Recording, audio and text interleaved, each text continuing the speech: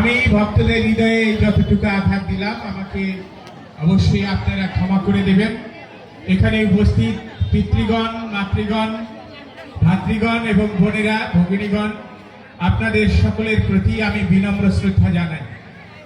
আজ কি সংকটময় মুহূর্তে, কি পরিস্থিতিতে আমরা আপনাদের সামনে এসে হাজির হয়েছি আপনারা সবকিছু জানেন এবং বোঝেন। দেশের এই সংকটময় মুহূর্তে আজকে যখন প্রতিনিয়ত প্রতি রাত্রি আমাদের একটি আতঙ্কের মধ্যে দিন কাটাতে হচ্ছে, সেই সময় আমাদের সামনে বাংলাদেশের জাতীয় সংসদ নির্বাচন। আপনারা বিগত বাংলাদেশ স্বাধীন হবার পরে বিগত 12টি জাতীয় সংসদ নির্বাচন দেখেছেন, কিন্তু এই জাতীয় সংসদ নির্বাচন অনেকগুলো কারণে গুরুত্বপূর্ণ। এই জাতীয় সংসদ নির্বাচনে আগামীতে যারা নির্বাচিত আসবেন তারা 1972 সালে রচিত যে সংবিধান, সেই সংবিধান নিয়ে বিপুল বিতর্কে মেতে উঠবেন। এই সংবিধানে নারীর কি অধিকার থাকবে, কৃষকের কি অধিকার থাকবে, শ্রমজীবী মানুষের কি অধিকার থাকবে, আমাদের সমাজের কি অধিকার থাকবে। প্রতিনিয়ত প্রতি মুহূর্তে সংখ্যালঘু নির্যাতন হচ্ছে, তার কোনো বিচার হবে কিনা। আগামী যে জাতীয় সংসদ, সেই জাতীয় সংসদে তাই নিয়ে তুমুল বিতর্ক হবে। সেটি হবে একটি সংবিধান সভা। আপনার ঘরের সন্তান যদি সেই সংবিধান সভায় যেতে পারে, তাহলে দীর্ঘদিনের যে নিপীড়ন, নির্যাতন, নিষ্পেষণ, তার বিরুদ্ধে কণ্ঠ তার সোচ্চার হয়ে উঠবে। আপনাদের বুঝতে হবে যে এই জাতীয় সংসদ নির্বাচনের মাধ্যমে যদি আমরা আমাদের সন্তানকে পাঠাতে না পারি, তাহলে যে নির্যাতনের স্টিম রোলার এখনো চলছে, যে তিমির বিনাশী রাত্রি আমরা যাপন করছি, এই যে সংস্কৃতি আমরা চর্চা করছি, আগামী দিনে এই বাংলাদেশে এই সংস্কৃতি, এই বাঙালির এই সহজীয় সংস্কৃতি, আবহমান সংস্কৃতি, কীর্তন, বাউল, এই সমস্ত কবিগান, এই সংস্কৃতি চর্চা আগামীতে আমরা করতে পারবো কিনা, সেই প্রশ্ন আজ আমাদের সামনে হাজির হয়েছে।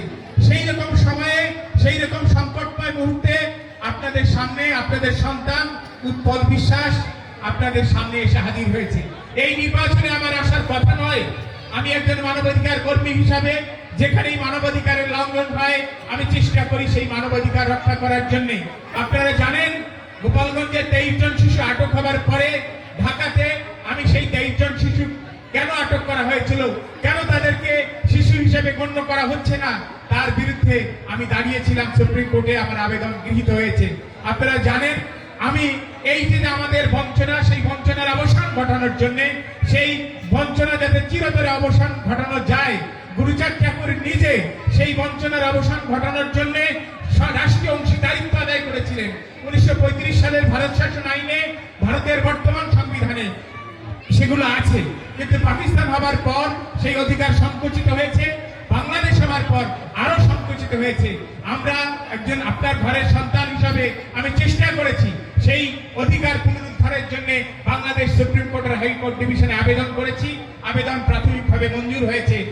এই কোর্ট এই সরকারকে আদেশ দিয়েছে একটি কমিটি করে তদন্ত করে এই সমাজের অবস্থা এই সরকার এই কোর্টের কাছে উপস্থাপনের জন্য। সেই রিপোর্ট পাওয়ার পরে একটি পূর্ণাঙ্গ আদেশ আমরা পাবো। সেই পরিপ্রেক্ষিতে সেই সংগ্রামের অংশ হিসাবে আমরা যে বঞ্চিত, লাঞ্ছিত হচ্ছি, প্রতিনিয়ত আমরা নির্যাতিত হচ্ছি, নিপীড়িত হচ্ছি, সেই নির্যাতনের বিরুদ্ধে প্রতিবাদের অংশ হিসাবে, আমাদের ন্যায্য অধিকার আদায় করার অংশ হিসাবে, আন্দোলনের অংশ হিসাবে আজকে এই গোপালগঞ্জ 2 আসনে আমি প্রার্থী হয়েছি। যেহেতু এই আসনে আমার জন্ম, বেড়ে ওঠা, এই আসনের প্রতিটি মানুষ এর ভালোবাসায় আমি বেড়ে উঠেছি, এই নীলার সন্তান আমি। আপনারা আমাকে না দিন আমি হয়তো সুপ্রিম কোর্টে ওকালতি করার কারণে আমি হয়তো প্রতি বাড়ি বাড়ি সেইভাবে পরিচিত না, কিন্তু আমার পরিবারের কারণে, বীরেন বিশ্বাসের কারণে, আমার বাপ কাকার কারণে আপনারা আমাকে চেনেন। আমি শুধু আপনাদের এটুকু বলতে চাই, এই সমাজের দুঃখ বেদনা, এই সমাজের কষ্ট যন্ত্রণা আমাকে এমন ভাবে ব্যথিত করেছিল, বিশেষ করে বীরেন্দ্রনাথ বিশ্বাসের আদর্শ আমাকে এমন ভাবে উদ্বুদ্ধ করেছে যে আমি আর সংসার করতে পারি নাই। আমি ভেবেছি আমার জীবনের সমগ্র সত্তা দিয়ে, আমার সমস্ত শক্তি দিয়ে, আমার সমস্ত মানবিক সত্তা দিয়ে, আমার যতটুকু শ্রম, মেধা সবটুকু ঢেলে দিয়ে আমি এই সমাজের দুঃখ, বঞ্চনা, নির্যাতনের অবসান ঘটাতে চাই। এই সমাজের সকলকে আমি আহ্বান জানিয়ে একটি কথা বলতে চাই, এই সমাজের মায়েরা আমার মাতৃগণ, এই সমাজের পিতারা আমার পিতৃগণ, এই সমাজের বোনেরা, আমার ভগিনীরা, এই সমাজের সমস্ত ভাইকে আমি ভ্রাতৃত্বের বন্ধনে আবদ্ধ করতে চাই। এই সমাজের প্রতিটি শিশুকে আমি আমার সন্তান মনে করে আমি এই সংগ্রামে অবতীর্ণ হতে চাই।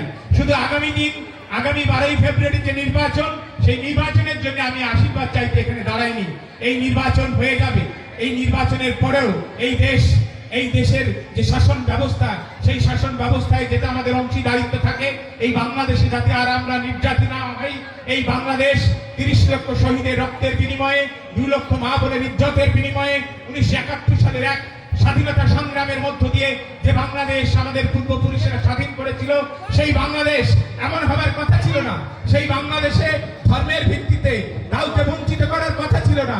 সেই বাংলাদেশে বর্ণের ভিত্তিতে, ভাষার ভিত্তিতে, জাতিসত্তার ভিত্তিতে, লিঙ্গের ভিত্তিতে কাউকে বঞ্চিত করার কথা ছিল না।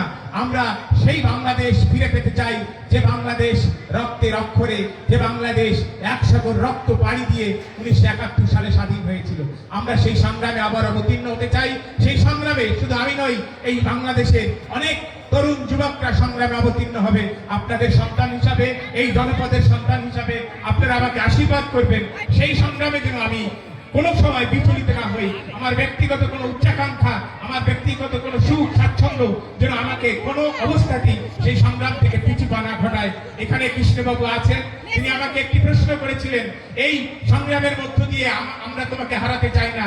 আমি বলেছি, এই জীবন মৃত্যুর জন্যই মানুষ জন্মগ্রহণ করে। মানুষ যখন জন্মগ্রহণ করে, মৃত্যুকে সাথে নিয়ে আসে। আমি হয়তো স্বাভাবিকভাবে আরো 20 বছর বাঁচবো, কিন্তু সেই বাঁচা যদি আমি এই সমাজের জন্য না বাঁচতে পারি, আমি যদি এই সমাজের দুঃখ বেদনা, হাসি কান্নাকে আমি যদি বুঝাতে না পারি, আমি যদি সেই সংগ্রামে অবতীর্ণ হতে না পারি, তাহলে সেই জীবনের কোনো মূল্য আমার কাছে নাই। আমার সমাজের দুঃখ বেদনা ঘুচানোর জন্য যদি আমার জীবন দিতে হয়, যদি আমার রক্ত দিতে হয়, যদি আমাকে সারা জীবন রাজপথে কাটাতে হয়, আমি সেই জীবন বেছে নিতে চাই। তার আগে আপনাদের আশীর্বাদ একান্তভাবে প্রয়োজন। সেই আশীর্বাদই আপনাদের কাছে চাই। আগামী 12ই ফেব্রুয়ারি নির্বাচন, সেই নির্বাচনে আপনাদের সন্তান পার্লামেন্টে যেতে পারলে আপনাদের অধিকার সুরক্ষার জন্য সর্বোচ্চ লড়াই দেবে। কিন্তু তার চাইতে বড় কথা, এই সংগ্রাম পার্লামেন্টে গেলেই শেষ হবে না। এই সংগ্রাম অব্যাহত রাখতে হবে রাজপথে, সবাইকে সংগঠিত করে। সেই সংগ্রামের জন্য আপনাদের কাছে আশীর্বাদ চেয়ে, আপনাদের সন্তান হিসাবে আমাকে আপনাদের কোলে স্থান দেবেন, এই কামনা করে, এই প্রার্থনা রেখে আপনাদের আবার আমি আভূমি নত হয়ে প্রণাম করছি। সবাইকে আমি আবার জয় হরিচাঁদ, জয় গুরুচাঁদের নামে ধ্বনি দিয়ে আমি আমার বক্তব্য শেষ করছি।